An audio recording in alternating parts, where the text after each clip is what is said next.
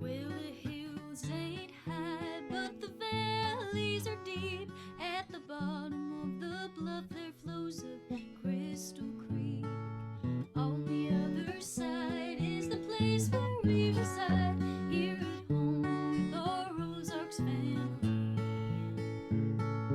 Every night in June, by the light of the rising moon, the old folks tell stories about what used to be.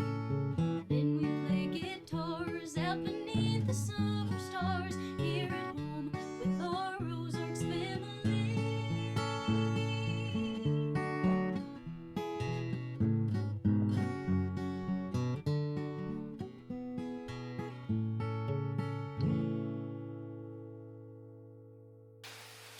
Hello, and welcome to the Ozarkian Folk Chronicles, your place for all things Ozarkian, the profane, the profound, the preposterous, and the impressive. And today, we are doing something special for our Christmas season. We are. It's going to be a Bilyeu Christmas. Yes. Like Elvis Presley. I've been waiting all day to do that. Well, that is good. Well, you got it right. We're actually at the home of Bob Bilyeu, and we're here with his son, Mark Bilyeu. Mark is obviously a big Smith renown, a singer-songwriter, and Bob has been a long time in the music of the Ozarks for a long time, especially around here, and we'll let him talk about that later, but the Bilyeus have been known for years as a musical family, so I'm so thankful to be here with y'all tonight. We're so thankful that you're here. Well, thank you. And on your birthday, by the way. Yes. That's right. Happy birthday, Today's Curtis. Yeah, happy birthday. Well, thank you. Should we sing it? No.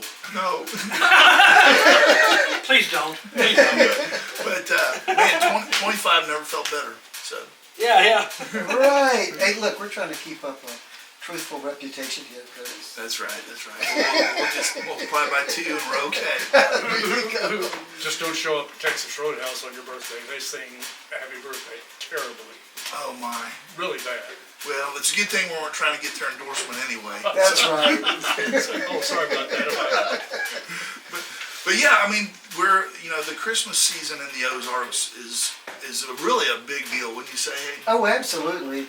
Well, especially here at Ranson, where there's like a kabillion lights everywhere. Oh, so yeah. We go all out here. You're right. Yeah, But in the Ozarks more generally, of course, like most places. Yeah, they start Christmas at least 2 months early down there. So. Oh, at least, yes, sometimes. And all the theaters do it. Yeah, everyone. Speaking of Branson, I was going to ask you, I remember when I was a little kid and you take us on drives, and somewhere in the Branson area there was a nativity scene that made a big impression on me. Do you know what I'm talking about? It's on the hill across from Branson Landing. Yeah. It's a nativity lighting. Yeah, the adoration. Yeah. The adoration. And they have a parade for it and everything when it's lit up. Yeah, when I was a kid, that really made a big impression on me. I thought that was pretty neat, Yeah, I think so too. I mean, the original was painted by Steve Miller. He was a local artist. Big old jetliner? Different Steve Miller. No. This was before the musician's time. Okay. But yeah, he did a lot of wonderful artwork, and you see it all over the place from the 1940s through the 60s and 70s. But anyway, I digress. But I think a really good place to start is just let's talk a little bit. Let's get to know, for those in our audience that don't know yet, let's get to know Mark Bilyeu, and let's get to know Bob Bilyeu a little bit about your background. And then I want to know, to get in the Christmas spirit, a little bit what the family traditions were like around Christmas time throughout the years. So, Mark, you want to kick us off with a little bit about yourself? You mean just like a short bio or something like that? Yeah, sure. Yeah. Well, I was born in Springfield, Missouri, son of this fella. And, I attended Springfield Public Schools. Church at South Haven Baptist Church was an enormous factor in my upbringing. Dad and my mom, Connie, they were the music team there. Dad led them. He was the song leader. Mom was the pianist. And so I was there every Sunday morning, every Sunday evening, every Wednesday evening, and my church friends were. It didn't catch, it didn't take. But my church friends were the ones. They were closer to me than my school friends, you know, for a lot of the time. And the music there was a big factor. I didn't realize, well, like a lot of things, I didn't realize that until I got older that, like, not everyone's church had good music in it. You know, I mean, I'm not trying to pick out any churches or anything that have lousy music, but the South Haven had particularly good music, you know, and then the same thing applies to our extended family. I have a large family on both sides, both mom and dad's side, and a lot of musical people, and that was a tremendous influence. And yeah, so I went to school for music there at MSU, ended up with a piece of paper or two, and I played in a lot of groups, you know, in downtown Springfield, and eventually started Big Smith in '96. That was going strong for about 16 years. Technically, it's still going. We just don't play hardly at all. But actually, we got something coming up though. Yeah, and That's our right. audience will be the first to learn about it. Well, we'll visit about that a little later. But Yeah, this is a great opportunity, to talk about it. you know, speaking of folk chronicles and folk things, you were instrumental in putting a collection online at MSU, right? Yes, well, I played a role in I was part of a team, I guess you'd say, of the Max Hunter folk song collection there that MSU did in conjunction with the Green County Library. I don't want to overstate my work there, you know. Mike Murray from the music department, he was really the instigator behind the whole thing, and he's the one that made it happen.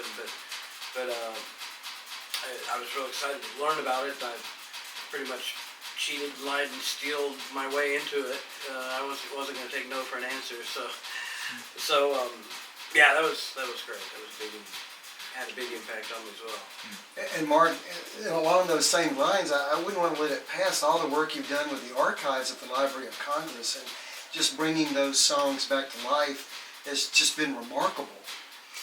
Yes, me and my wife Cindy are working on the project based on music we found at the Library of Congress. We've discussed that before, but we're real excited about it and real pleased with what we've got down so far. So we're really excited for people in the area to hear it, and the idea is, maybe it's a little wishful thinking, but we'd love to, through that, re-familiarize people with the music that came out around here, the folk music from, like, in particular, this project was in the late 30s. 1930s. And it's different back then, and it was interesting, and it sounded different, and it was a really neat thing to work with.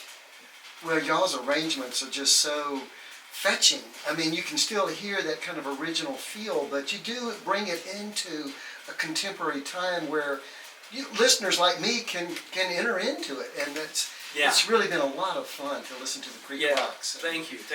There's a reason that the old field recordings of octogenarians aren't storming up the charts. Yes.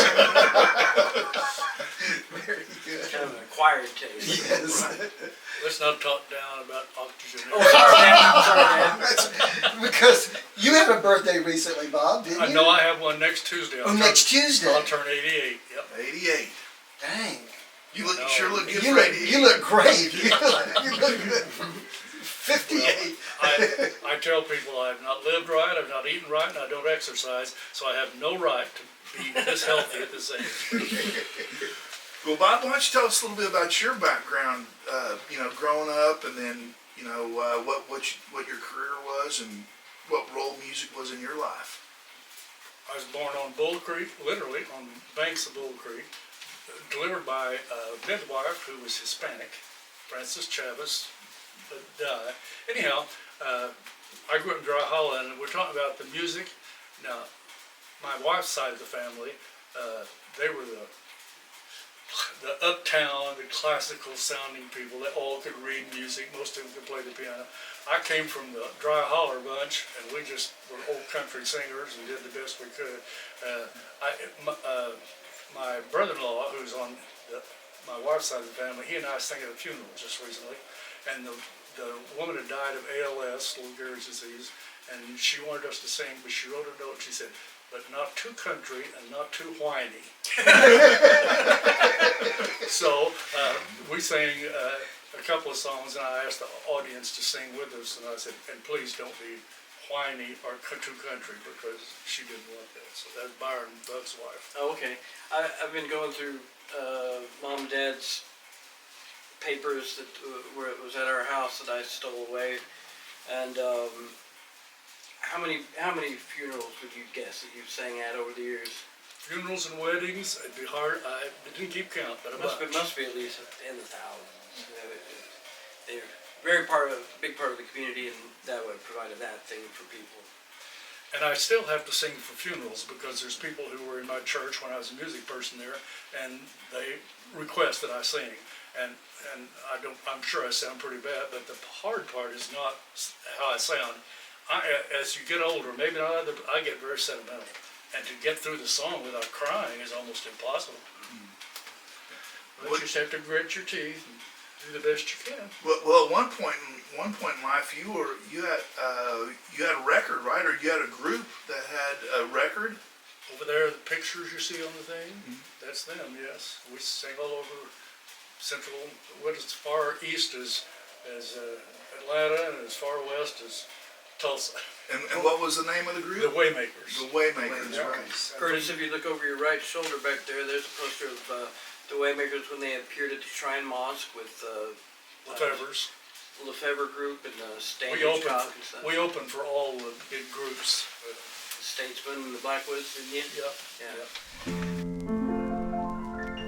All that I know, thank my God Almighty, there's something within. Oh yes, preachers and teachers may make their appeal, fighting like soldiers on great battlefields.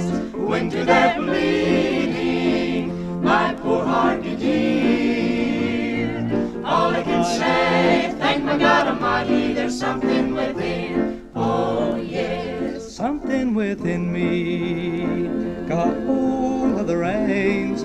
Oh yes, something within me that banishes all my pains. Well, there's something within me, oh, I can't explain. Oh no, all that I know, thank my God Almighty, there's something within. Oh yes. Well, I know some of my favorite scenes are from the documentary of Big Smith and of your family. Oh, And the footage was actually shot here in your home here.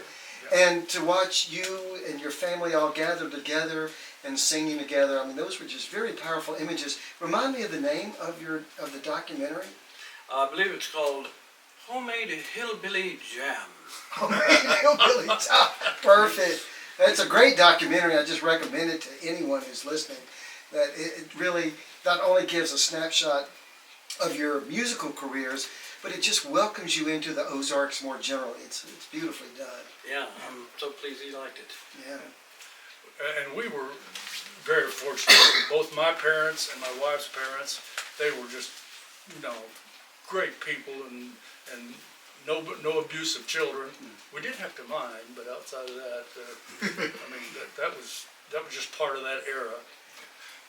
Yeah, it's difficult to express the gravity, I guess might be the right word, of the impact of the Bilyeu family or the clan, the Bilyeu clan. I mean, because it's huge. There's a lot of y'all. Oh yes. But the impact that your family has had on music in Southwest Missouri and the Ozarks is incredible. I mean, you have extended family that were in the Ball Knobbers music group, which was it was the first Branson show. Oh yeah.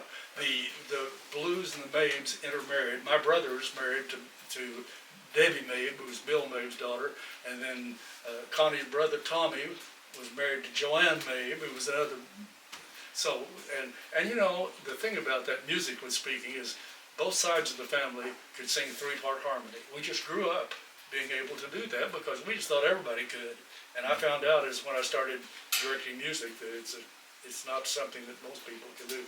Even like Jeff Carney, who's a big opera singer from Springfield, he sang in my choir in the quartet, but he could not sing by ear, and he got to where he could, but he at first he didn't. And we just did it without thinking, and so did Jody and Mark and a whole bunch. Almost like it's a genetic thing. I think it's just what you grew up with. It's interesting because I've got friends that are remarkably talented musicians, but you say, okay, you take the tenor part or whatever, they're like, man, What are you talking about? you couldn't do it if they, if they had to do it to save their lives, It's just different talents for different brains, and I don't understand it entirely. But. Read a thing about Alzheimer's, and they've mapped the brain, and they found the part that's music. And I believe this to be true. The last thing to go is music. My wife, when she didn't know me, or Mark, or anybody else, we could go over and sing with her, and she not only could sing with us, she could carry a third part. And Harmony part, yeah. Wow. My wife's father suffered with dementia, and it was the same story. He could still remember the hymns when he couldn't remember anything else. And it's such a comfort. It was for him, I think, but for us too. we took our senior adult choir over to Quail Creek, and we sang for the people there.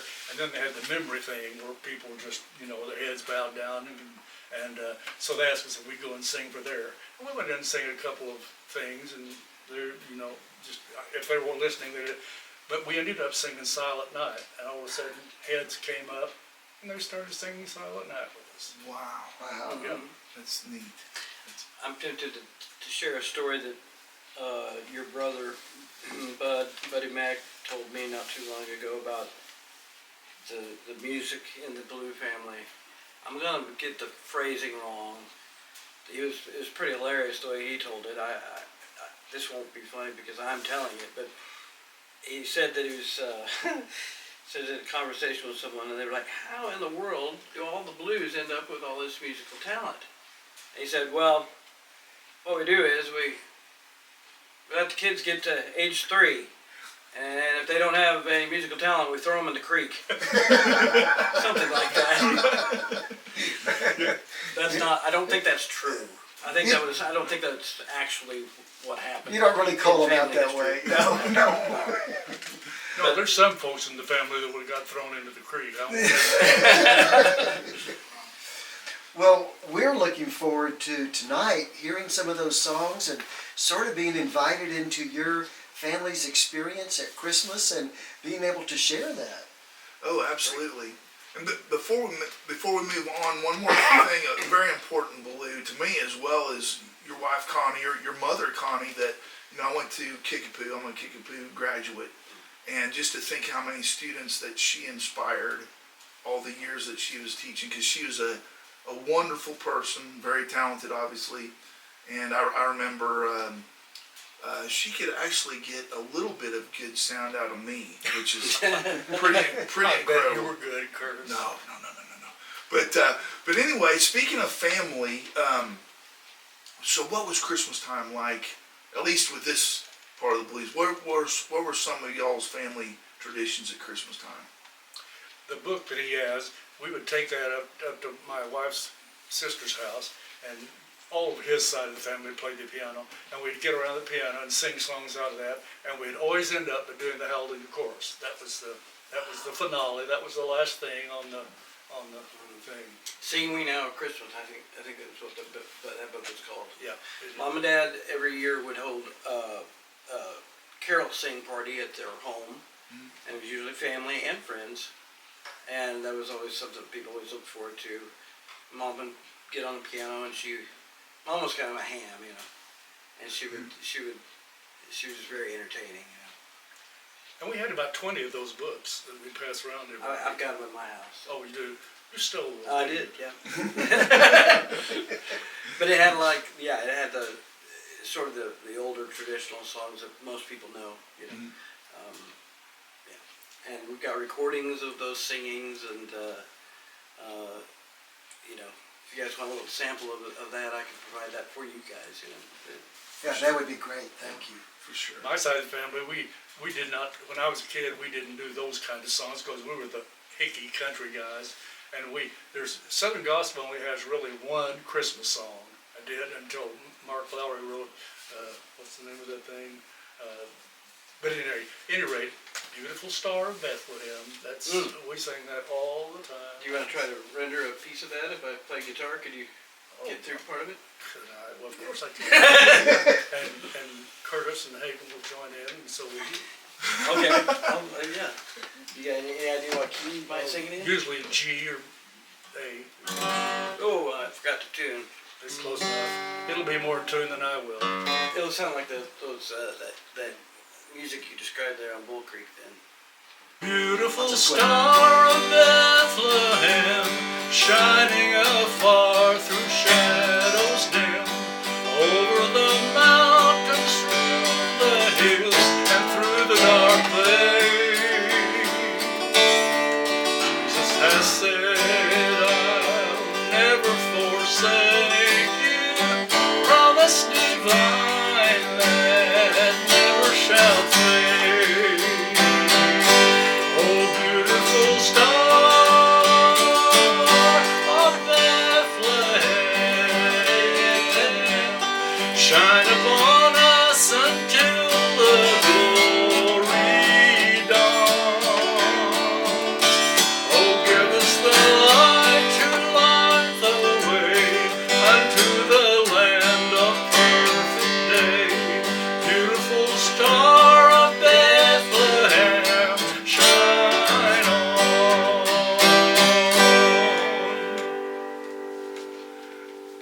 That's Wow, close. that is great, that's Yeah, beautiful. Bob, you have a great voice. You do. I'm sorry, sitting down here in this chair, I thought I was going to run out of breath, but I guess I didn't. Yeah, it sounded great. But It says, anyhow, I've never that's- heard that song before. Really?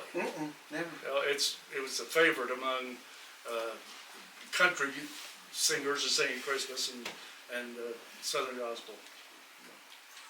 So you mentioned that. So I know it'll take too long to explain, but both sides of the family are blues, and you have Connie's side, which we call the Ridge Blues. Is that right? Yeah, the Ridge Blues, the cultured blues, And then the blues down on the holler blues, Or which holler are the blues. hillbilly blues. Okay. Yeah, they had their own kind of culture as well.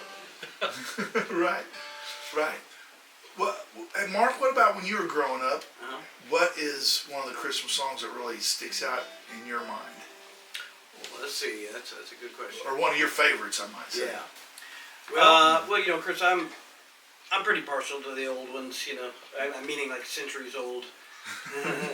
It's just something that they carry a certain that mystique to them. You know, that kind of has some weight to it, I guess. You know, and I like What Child Is This, for instance. Mm-hmm. That's that. Dad was talking about that being the traditional tune, the old green sleeve. But, it's been a while since I've sung it. If I forget words, I'll just start humming, and people listening to the podcast can fill in the words themselves. What child is this who laid to rest on Mary's breast asleep? Angels scream, thank you. The shepherds are singing. This is Christ the King, who shepherds guard and angels sing. Haste, haste to bring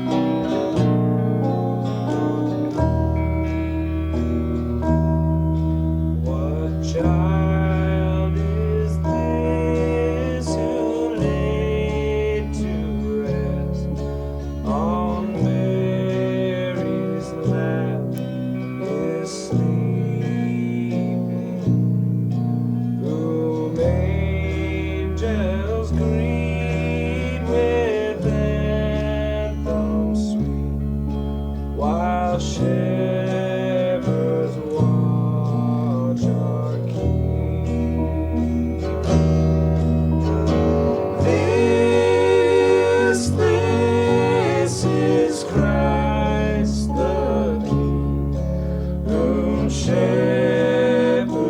guard and angels sing. Haste, haste to bring him home, the babe, the Son of Man.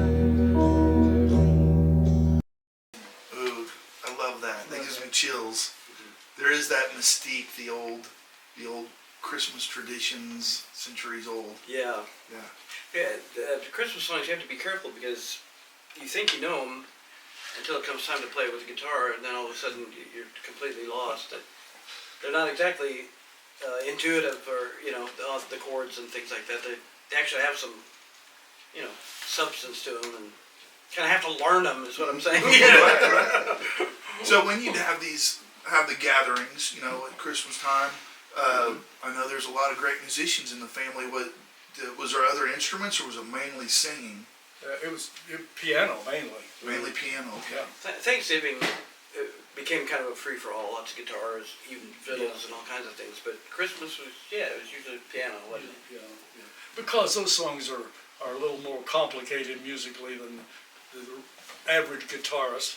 Like my brother, one of them, I won't say which one, loves to play the guitar, but he's not very good at it, and so if it has any strange chords, he's lost. So I think maybe by process of elimination, you only have two only have brothers. two. So would it be possible for us to listen to one of those songs now? Oh, sure. Great. Well, then why don't we just go ahead and put one in?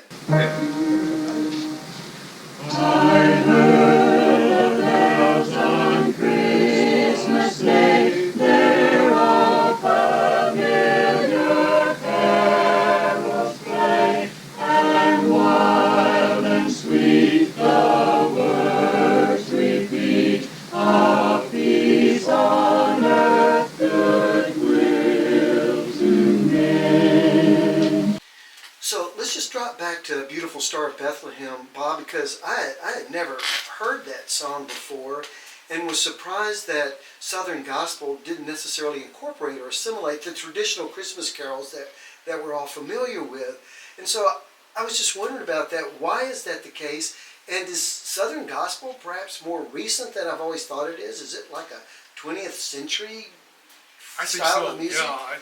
In fact, probably not even the beginning of the 20th century.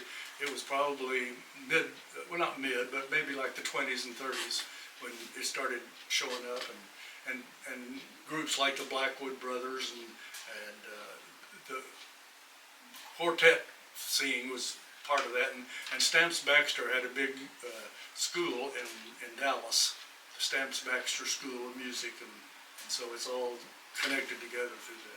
And it's the harmonies that distinguish the style as much as anything? Is that? It's a different feeling. It's just a totally genre of its own. Well, for instance, the Waymakers were very much a Southern Gospel group, and what we always got a kick out on the record that they made was the background vocals would do the or whatever, the syllables. And Particularly when we're backing up Stan Hitchcock on Yeah. that. Yeah. So it's like Southern Gospel borrows from a lot of older traditions, hymn singing and things like that. It's kind of like bluegrass in that way. But and I think probably mainstream opinion of the music was that it was maybe a little unrefined or something like that. But I think the people who took part in it saw Southern Gospel as a very modern expression.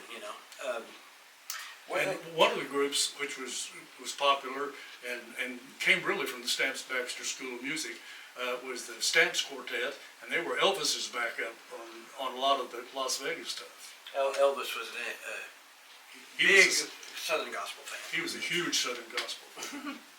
That is so interesting. Y'all had said something about sacred harp music, which I'm not familiar with. Was that part of the tradition behind Southern Gospel, would you say? Or how does that fit? There may be a little crossover here and there now and then, but no, I think they're essentially separate things. Sacred harp, that is an older tradition. It goes back to the 19th century. One of the things that connect them, the sacred harp was shaped notes. Yeah. And Southern Gospel was shape notes. So that was the connecting tissue between them, I think. Do you want me to talk about what the purpose of the shape notes are? Yeah, because I think shape note singing is something we hear about a little bit Yeah. when you talk about traditional Yeah, Ozarks music. I've heard people talk about it, but there's an essential thing about it that most people don't mention it. So it's a way to learn how to sight read music off the page. Now, if you do it where you do it with traditional notation, it's a lot of work. You like flashcards and stuff like that, memory and all that. But the advantage that the shape notes have is that you can learn how to sing melodies from the written page regardless of the key. So, like in the key of C, the one of the scale, that was always, I don't know what shape it was, in particular, like say a triangle. But in the key of F sharp, the first scale degree is also a triangle, So you don't have to learn key signatures and all the sharps and flats. All you have to do is I know what that note sounds like, and so you can sing those melodies regardless of what key you're in, by being familiar with that system. And particularly it helps you anchor in, like a 1, 3, 5, la da da da da da da, and so you can always know, if you get a little lost, you always know where 1, 3, and 5 are. And so that'll help you stay on sight reading. But you've got to hear it. I'm excited that you get to hear this for the first time, Hayden, because it's really remarkable sounding stuff. For one thing, this system of note singing that we were talking about, most people are probably familiar with like the do, re, mi, fa, sol, la, ti, do kind of a system. And so the Sacred Heart people, when they would start singing a new song, they would begin by singing the syllables of each of the vocal parts. So you'd be doing something like, do, do, do, blah, blah, blah. And there's 4 different parts, bass, tenor, and soprano, and alto, just like usual. But, by the nature of harmony, everyone's singing different parts, and so the syllables they are singing they don't coordinate with one another, so everyone is singing different syllables at the same time, and the style they were very proud, unashamed singers too. They sing very loud, and it's just really kind of an unworldly sound when they do that, especially in a place with like a church with great acoustics. It's kind of the otherworldly sound, the style of it. It's something entirely different. It was kind of associated a lot with the South, but you may not know that the Ozarks had a pretty strong shape note tradition for quite some time. Sacred Heart. What did I say? Shape notes. Sacred Heart. There's a guy in the Hunter collection, actually. His name is J.W. Brazil. And he was a proponent of that style of singing, and that's how I got interested in it, because I love his singing, But in Cedar Gap, Missouri, not too far from Seymour, they had a singing convention every year where they did the Sacred Harp stuff, and it drew in like thousands of people to this little town every year. And we're fortunate enough that there's recordings out there of some of that Ozarks shape note singing that I've... Mark, you've recorded one of the songs by him. Sing a little bit. Would you like? Sweet River. Oh, sure. Definitely, yeah. Okay, well, I'm only one person, so it won't convey the style of shape note singing like it should be, but... Sweet rivers of redeeming love lie just before mine eyes. Had I the pinions of a dove, I'd to those rivers rise. I'd rise superior to my pain, with joy outstrip the wind, and cross old Jordan's stormy main, and leave this world behind. Yeah, That one conveys the style of the singing a little better too. Kind of that rhythmic pulse is a big part of it. Dum, dum, dum. And you said that's in the Hunter collection? Yes. Yep. Mr. J.W. Brazil, and he was like, I think 89 when Max Hunter recorded him.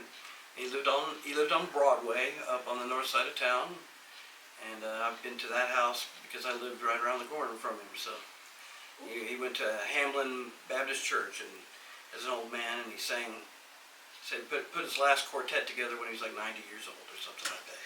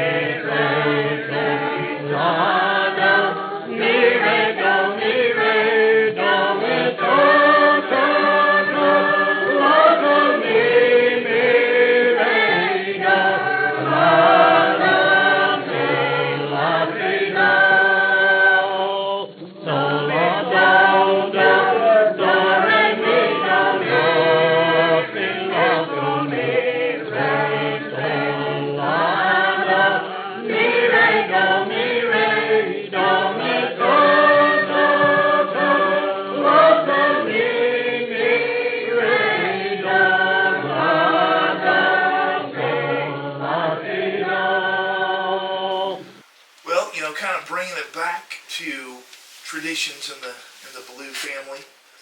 Around Christmas time, do y'all have any? I always think about food. The pies and hams and turkeys and different things. Bob, what about going way back in the Wayback Machine? What about as a kid? Do you remember some of your favorite meals back then down Bull Creek? My mother would make fried mush. I know most people don't know what mush is probably. It's made like from malted meal kind of stuff, grits ground up, and then you cook it, let it set, and then cut it in strips and fry it. And that was, I would have had it every meal if my mother would have made it. I love it so much. And then Connie's mother made applesauce pies, and they were fantastic. I loved applesauce pies. Those are something different that most people don't. Yeah. Those were my favorite. My grandmother made fried peach pies. Yeah. It's making me hungry. Yeah, me too. Yeah. My grandmother Ruby, who lived in this house, almost every Sunday she'd have fresh cherry pie. Oh man, I love that. Well, Mark, why don't you tell us some about the maple side of your family and the songbooks that you have? That sounds fascinating. Yeah, my mother, we called her Mother Ruby. She was my grandmother. She was the one that occupied this chair that Dad's sitting in now. But her maiden name was Maples, Ruby Valeria Maples. And I've seen in accounts where people talking about specifically about this area that there were a couple of musical families, and the Blues were one, but the Maples were another one, and they all knew how to play pianos and guitars, and they sang and wrote songs, and but my mom at one point underwent a project to gather up the Christmas songs that her mother Ruby sang when she was a little girl, and so her and her siblings would sing these old songs, and yeah, she put quite a bit of work into it, and wrote them out on music notation and everything, so and she shared them with everyone so they could remember the song.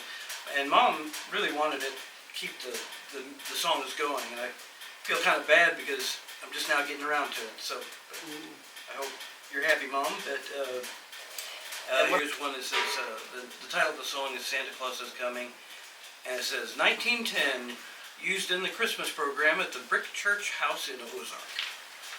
Here's the next three songs were used in a Christmas program of Mom's, meaning Mother Ruby, my grandmother, when she taught at Reno in 1915. Wow, which would be Reno Springs, which was one of the little towns that sprouted up because of the healing waters phenomenon of the late 1800s, early 1900s. And the only one that's really continued, I guess still in existence, is maybe Eureka Springs, that is known for its healing waters. But yeah, Ponce de Leon still exists.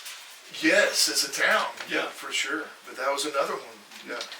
I'm happy to report that I found sort of like the Rosetta Stone of these songs, because my mom had asked her uncle, Halleck Maples, to sing these for her and send her a tape. And so I found the tape. It's got like 28 of these songs that he sings accompanying himself with the guitar. And in lieu of us being able to pull one of these off, maybe you'd allow me to play just a snippet of him singing one of these songs for you. Old Santa Claus sat all alone in his den with his leg crossed over his knee.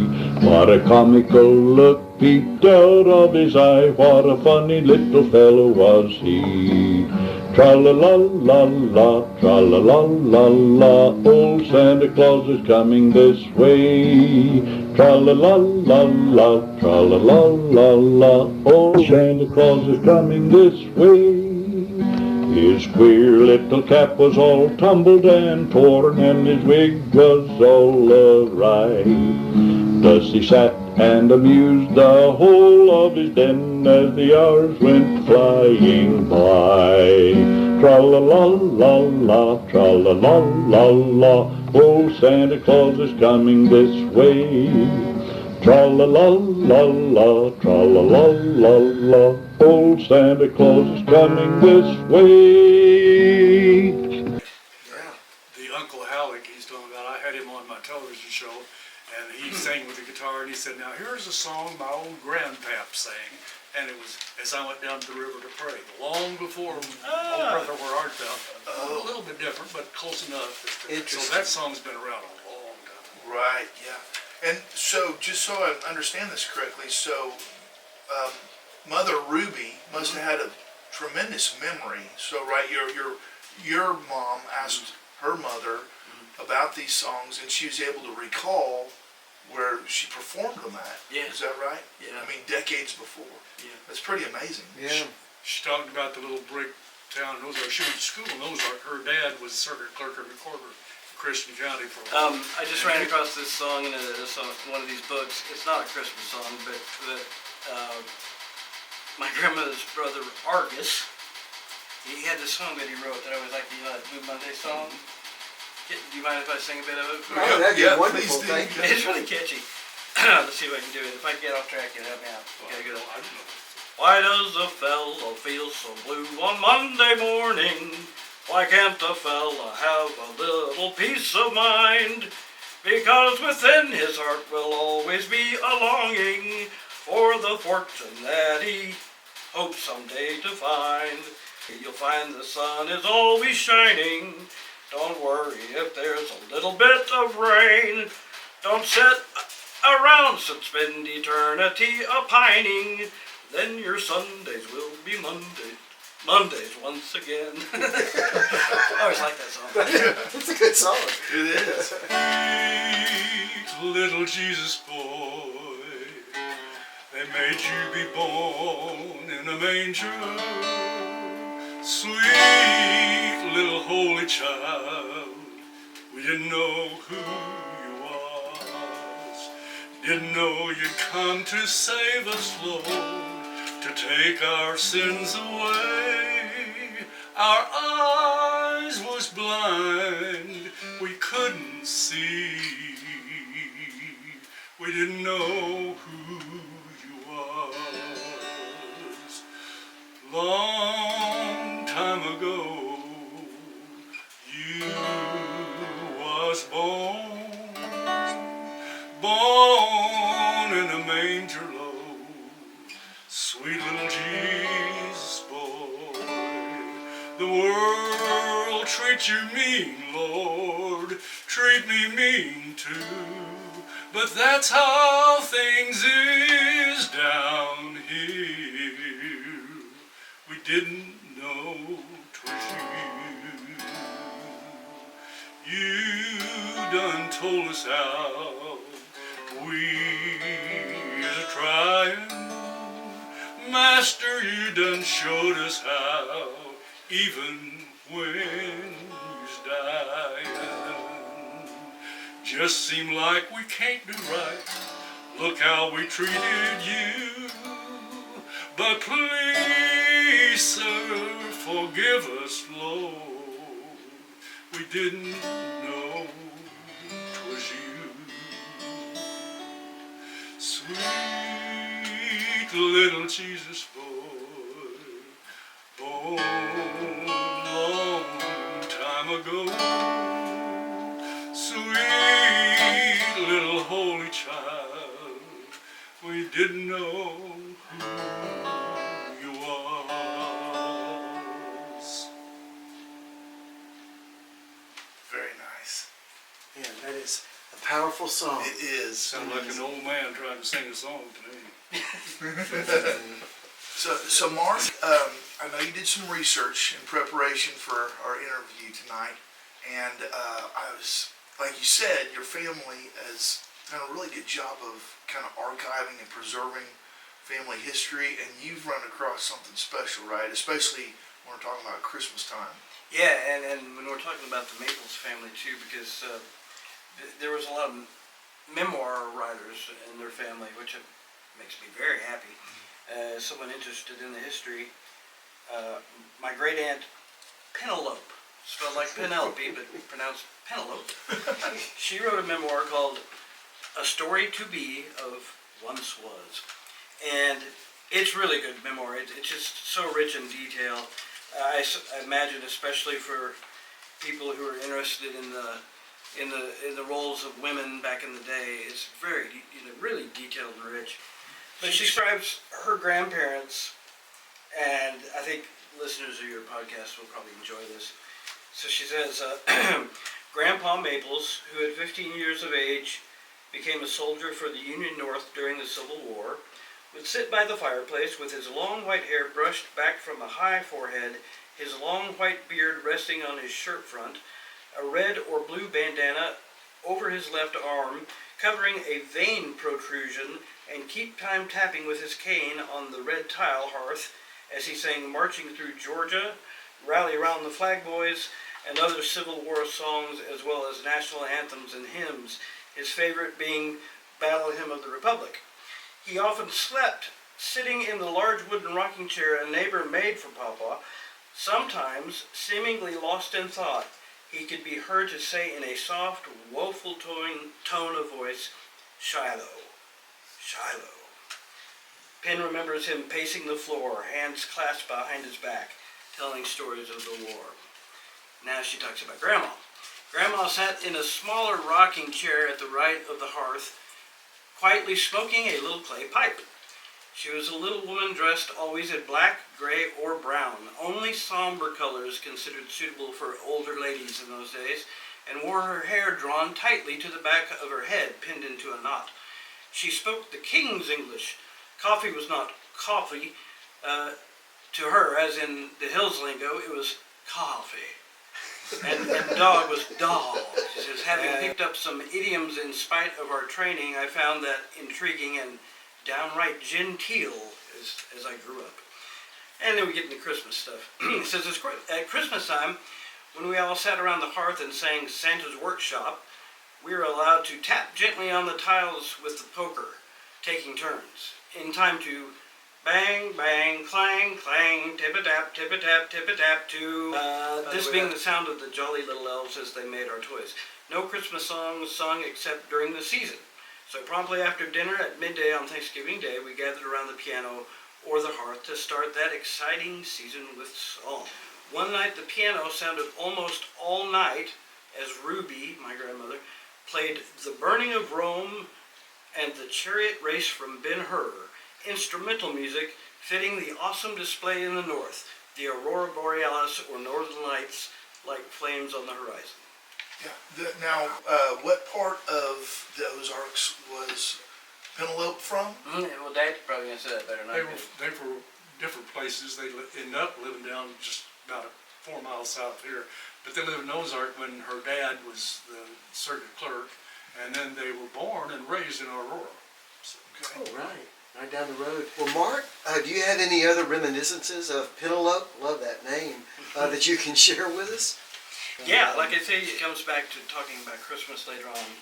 I'll start reading here. It says, as mentioned earlier, we began looking forward to Christmas as soon as Thanksgiving Day was passed. planning gifts to make and keeping secrets very well. A week before Christmas Day, a ceiling-high cedar tree, pre-selected in field or woods, was cut and brought to the house, where crisscross boards were nailed to the trunk for stabilization, and it was set up in the southeast corner of the living room. Small candles were set in little metal brackets and clamped to the branches near the ends, where there was safety from fire when they were lighted. I don't recall any other ornaments, but with or without, it was a beautiful sight to us and an exciting fragrance throughout the season until and when it was taken down on New Year's Eve and burned in the fireplace. Red and green paper chains were hung diagonally from corner to corner of the ceiling and held in the center where a big red honeycomb bell hung, while in each corner was a smaller red bell. The bells also might appear on the big bell and over the dining room and bedroom doors, sometimes resulting in a kiss for the one who passed underneath. The mantle might also be decorated with holly and poinsettia branches, Mama's favorite. We wrote our letters to Santa. These were not sent by mail. He wouldn't get them that way. They must be sent up the chimney and might not fly well enough on their way to the North Pole if they weren't set afire first. And it says, wonder who thought of that. Someone presented it eloquently, for we were thoroughly convinced and enjoyed the little ceremony. Now, Yeah. so the Maple side of the family, Christmas was a big deal, starting right after Thanksgiving dinner. Yeah. How about you, Bob? What was Christmas like at your house? It was not a big deal at all. First of all, we were told that there was no Santa Claus, so that was taken care of. And they would hang stockings even though there was no Santa Claus, and that would have some peanuts in it, maybe some of the little curl hard candy, and orange maybe. And that was our Christmas gift that we would have usually, not always, but. And then we would cut down the Christmas tree on Christmas Eve, put it up, decorate it with tinsel and all the stuff. And as we just heard about popcorn and cranberries, we didn't use the cranberries because we didn't know what that was.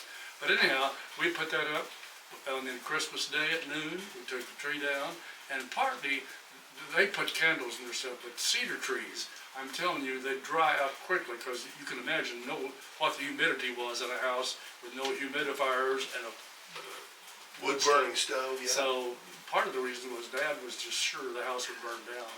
Oh, yeah. And he never burned the Christmas tree in the stove because he's afraid the chimney would catch on fire. And it would if you let it get too hot.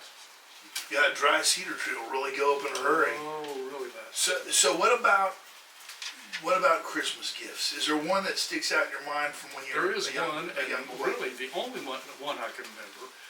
My dad, I don't know what possessed him, but he decided to make me a bow and arrow, and he cut a thing from a bodark tree and bent it, and got some seagrass string that they use for bailing purposes, and made me a bow and arrow. And I thought that was the greatest gift. I was probably 4 or 5, maybe. And I was really impressed. I thought, my dad really likes me. Oh, that's nice. Yes. Now, Curtis, people from our generation can relate. I'm sure you probably have a fond memory of opening that first Atari 2600 on Christmas morning. I do, and we thought it was so fantastic. Oh, yeah. Yeah. Spent all night, that night, and the next couple of days just glued to the old Atari 2600. old Atari. That you could get from Sears. Yeah. Yeah. But, it shows that the Ozarks culture is really diverse, even in a small regional area. It really kind of blows away a lot of the stereotypes that we think of when we think of the old Ozarks, in my opinion. Especially on the Maple side, where you've got a lot of refinement and talking and dressing up and really making a big to-do of Christmas, much like they do today, what we talked about earlier in Branson, getting a real early start and celebrating for a couple of months. Yeah. You read like the old newspapers and stuff, and like the Taney County Republican, and they were very much preaching, forward moving. Let's grow this economy, and let's modernize and all these things, So, yeah. And I think we still have that today to a degree. We've got, what I might call the more rural folks, and then we've got the town folks. And, Sure. It's just few generations down the road, and modernization and technology, but really there's still some distinctions. Yeah, I mean, if I lived back then, I think I would sort of yearn for some, civilizing things, Right. Separate from the beasts of the field or whatever, To contrast it, later on in our house, we always had Christmas morning downstairs, and with the kids, and then particularly the grandkids. My wife, she would buy 1 million presents if she had time, and I'd think, dear God, will this ever get all these gifts opened? It wasn't real expensive things, but just more. But it was fun because it lasted a long time. Yes, it lasted forever. You always wanted to find out others, like one more gift under the tree. Or Oh, you got another gift there. Yeah, So Mark, did you grow up believing in Santa Claus? not for very long. Yeah. I mean, I wondered wondered how that tradition carried. Yeah, Dad never sat me down and said, "Son, I need you to know something. There is no Santa Claus." And they would sign the presents. It was kind of fun because they would do. They would have the little cards on each present, and some of them would say from Mom and Dad, and then others would say from Santa, and so, Yeah. I can't remember when I had that awful crippling realization. Yeah. Well, it's one of those things you never get over. Really. I know, You're is right. it? It's like, wow, it just pulls the rug out from Now I guess next you're going to tell me the Easter Bunny. Bunny. If you're lying about that, what else have you been lying Yeah, about? right. Yeah. Is that what your dad's motivation was, do you think? I have no idea. Okay, I wondered about I that. think he was a very religious person, and I think he thought that Santa Claus was a sort of a defiling element of Maybe Christmas. too close to idolatry or Yeah, something like that. Yeah, I think so. Or maybe too distracting, maybe from Yeah. the Yeah. From the the real- true meaning of yeah. Christmas. True meaning. Right. Yeah. Well, Was- sorry. My dad had chapter 2 of Luke memorized, and we always had to listen to that. Well, not to listen to that. Your feeling changes depending on how much you want to Yes. open your gifts. Right. And I'll include that as one last little Christmas tradition from the Blues is that recitation thing, was a memorization. So like my cousin Brady, for instance, he would recite the Christmas story every year by memory, and it was just part of the tradition. And it came to pass in those days that there went out a decree from Caesar Augustus that all the world should be taxed. And this taxing was first made when Cyrenius was governor of Syria. And all went to be taxed, every one into his own city. And Joseph also came up from Galilee, out of the city of Nazareth into Judea, and unto the city of David, which is called Bethlehem, because he was of the house and lineage of David, to be taxed with Mary, his espoused wife, being great with child. And so it was that while they were there, the days were accomplished that she should be delivered. And she brought forth her firstborn son, and wrapped him in swaddling clothes, and laid him in a manger, because there was no room for them in the inn. And there were in that same country shepherds abiding in the field, keeping watch over their flock by night. And lo, the angel of the Lord came upon them, and the glory of the Lord shone round about them, and they were sore afraid. And the angel said unto them, Fear not, for behold, I bring you good tidings of great joy, which shall be unto all people. For unto you is born this day in the city of David a Savior, which is Christ the Lord. And this shall be a sign unto you. Ye shall find the babe wrapped in swaddling clothes, lying in a manger. And suddenly there was with the angel a multitude of the heavenly host, praising God and saying, Glory to God in the highest, on earth peace, goodwill toward men. And it came to pass, as the angels were gone away from them into heaven, the shepherds said one to another, Let us now go even unto Bethlehem, and see this thing which has come to pass, which the Lord hath made known to us.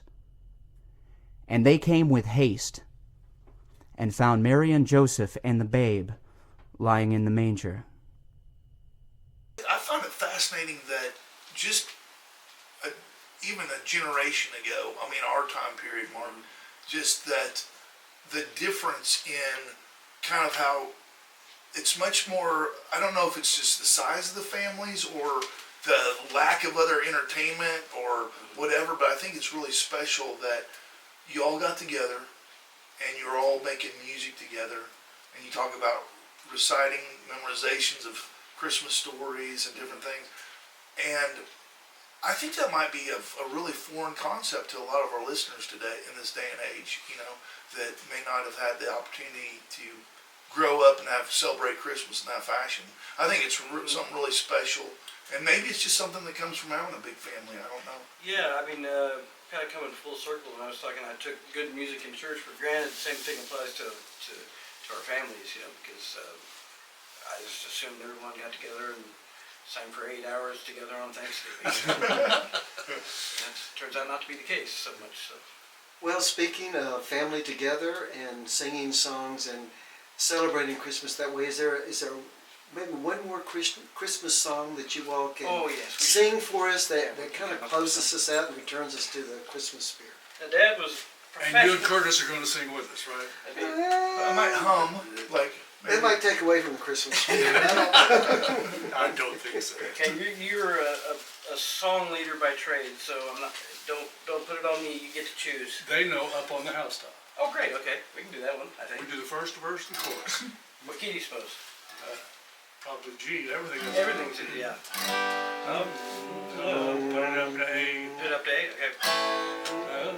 Up on the housetop, reindeer's paws. Out jumps good old Santa Claus. Down through the chimney with lots of toys, all for the little one Christmas joys.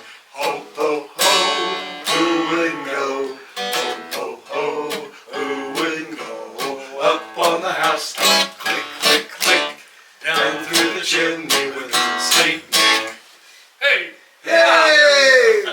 Merry Christmas, everyone! Yeah, Merry Christmas, everybody. Yes, Merry Yes. Yeah. And Mark, I think a little Christmas present for everybody, all of our listeners out there. I'm going to let you do the honors of making the big announcement for the Society of Ozark and Hillcrofters annual Cabin Fever music event. Yes. What is the special headlining guest this year? I'm happy to report that Big Smith will be getting back together to play that event. As it is for the raising money for the Meadows Schoolhouse, I understand, and we're very involved. I mean, we're very close to that with our family, and so it's been a while since Big Smith proper has played. It's been a couple of years at least. So so we're very much looking forward to that. Where's it going to be? It's going to be at the Branson Event Center, which is down at the Branson Meadows Mall Complex, and it's really surprising. I didn't know this until recently that it's a fantastic theater. I think it holds 500 or 600 folks, and it's top of the line. It's going to be a great venue to have Big Smith back in action. It's going to be a good time.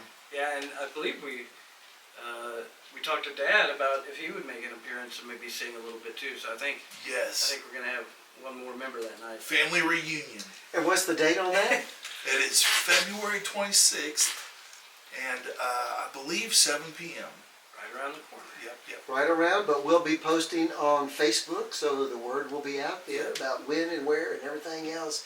Yeah, I'm so glad that y'all are going to be there. It's going to be great. I am too. It's been too long. Are you going to play trash? Of course. All right.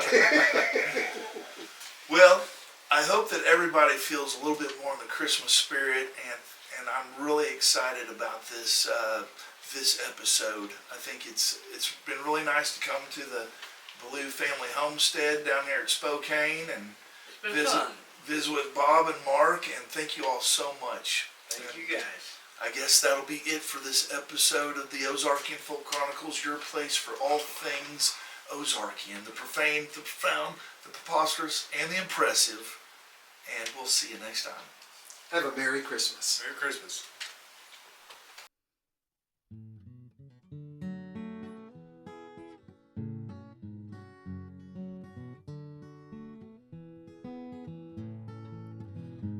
Well, the hills ain't high, but